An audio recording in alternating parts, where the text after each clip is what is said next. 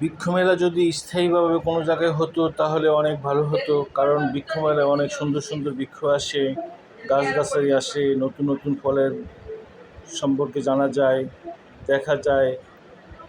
তাই বৃক্ষমেলা যে কোনো একটা নির্দিষ্ট স্থান নির্ধারণ করে সেইখানে সারা বছর বৃক্ষ মেলা হতো, তাহলে সবাই দেখতে আসতে পারতো, মানুষ ভিডিও করে দেশে মানুষকে দেখাতে পারতো, মানুষ এখানে এসে মন উজাড় করে বৃক্ষর সাথে কথা বলতে পারতো।